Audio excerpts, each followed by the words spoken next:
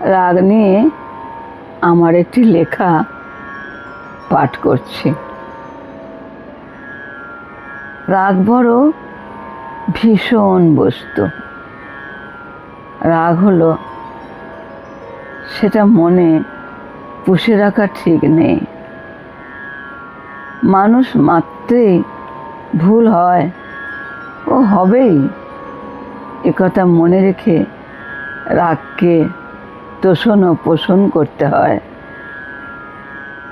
বহুদিন ধরে তাকে পালনও করতে হয়।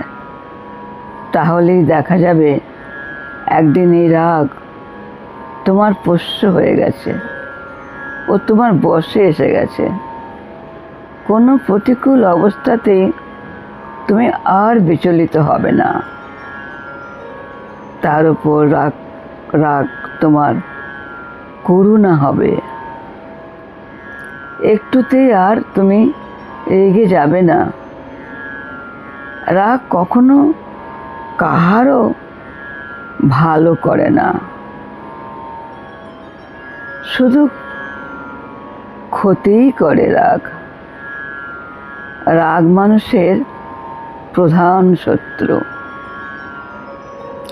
এই রাগকে বশে আনার জন্য তোমাকে ধৈর্য সাধনা করতে হবে। শেষে কবি রবীন্দ্রনাথের কথাতেই বলি, দপ করে জ্বলে ওঠে আগুন যেমন, খপ করে জ্বলে ওঠে রাগও তেমন। আগুন চলে গেলে পড়ে থাকে ছাই, রাগও পড়ে গেলে মনে দুঃখ পাই।